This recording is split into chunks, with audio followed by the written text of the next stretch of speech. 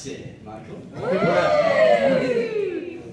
So there comes a time in every man's life when he meets someone that blows them away. Someone that amazes them every single day and makes them a better person. And almost 20 years ago that happened for Michael when he met me. So let me introduce myself. For those of you that don't know me, my name is Rick. And it's an absolute honour to be Michael's best man today. It's a known fact amongst all the lads that Michael likes to be right. Doesn't matter what the topic is, he's always right. And usually, I question some of his dubious responses. But on this occasion, he's definitely got two things right. One, asking Leanne to marry him. And two, asking me to be his best man. So, the truth be told, we've got such a close group of friends that really he could have chosen any one of us to be the best man. And in my eyes, you're all the best men. So, with that in mind, you can all get up here and help me. No, it's great we can all be here to share this special day with them. But unfortunately, there's obviously family and friends that can't be here today. So I just want to raise a quick toast to those that will never be forgotten. Cheers. Cheers. Cheers. Cheers.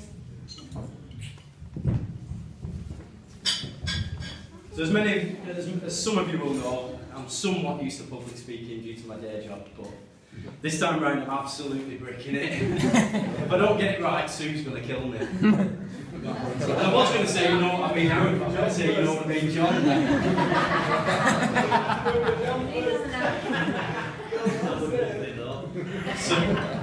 So before I start grilling Michael, I've just got a few thank yous. I want to thank Sue and Howard, Lorraine and John for bringing Michael and Leanne into the world, giving us all this opportunity to be here today. I want to thank all the bridesmaids, who I'm sure they'll agree are looking wonderful, for doing a great job today.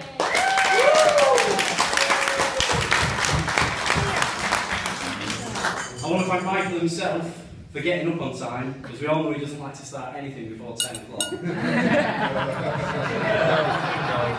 No. And saving the best till last, say thank you to our beautiful bride. I'm sure you'll agree he's looking €1,000,000 today.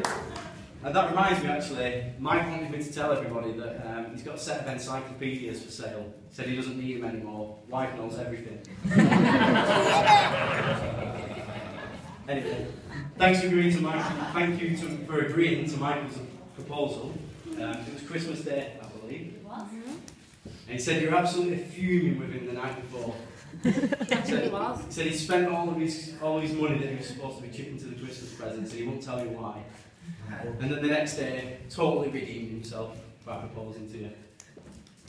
You definitely made him the happiest man in the world. I know how much he loves the bones off you. And he absolutely adores you and will do anything for you.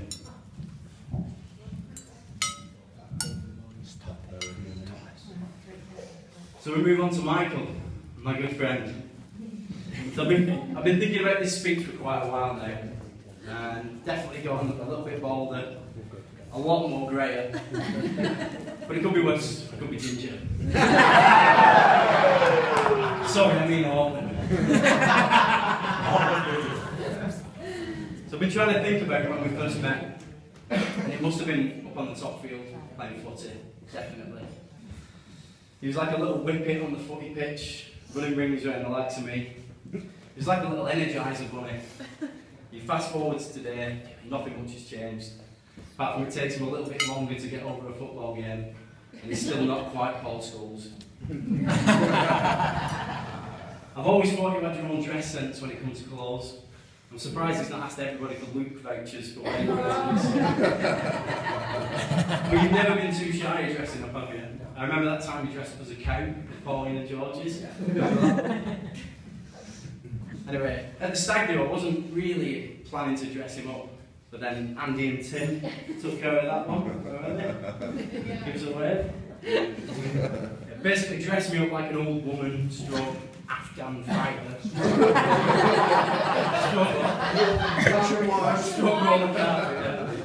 And then they dressed Michael up in the tightest leggings known to man, in a lovely colour of oil slick. Anyway, true to form, you did actually pull them off. but then again, you've always been used to dressing in women's clothes, haven't you? Your mum told me about those 90s that you took a little liking to. In fact, we've got a little one for you here today. You can put this one on later.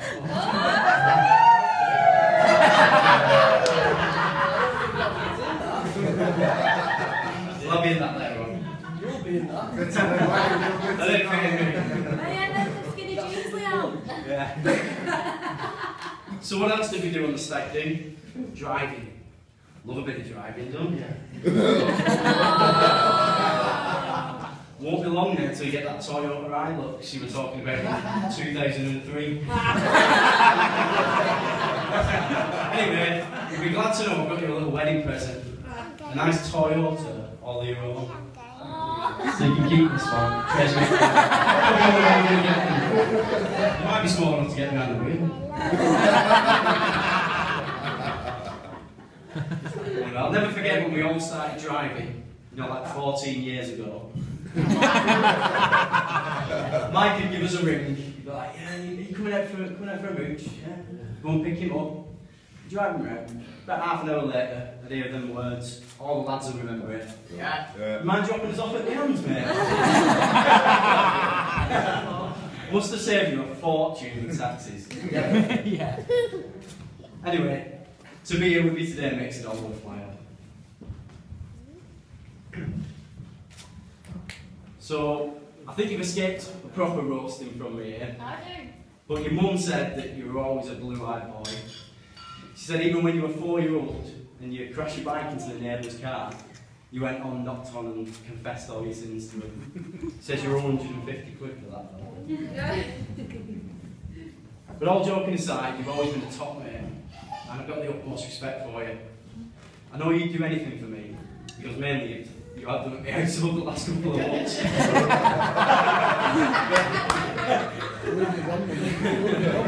it should have been at 1 point.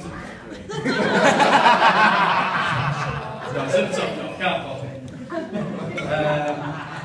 But anyway, so it's an absolute pleasure to do this for you today. I think you both make a perfect couple, and you've been perfectly suited since that random night 15 years ago in Totty. And who'd have thought about it, you know, back then, you'd all be here today. You know, I think you just fit together. You're like yin and yang.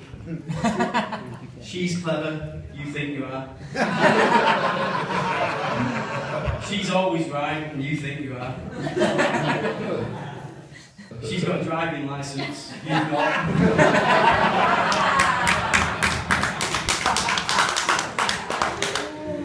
She's good with money. You spent 500 quid for some tools that turned out to be a bag of bricks. But seriously, it's clear to me, as I'm sure it is to everybody here today, that you've both got a deep love for each other. And it's a deep love that'll see you through the good times and the bad times for the rest of your lives. You've got a bond that's tight, it's unbreakable, it's immeasurable. You know what makes each other tick, and above all else, you make each other happy.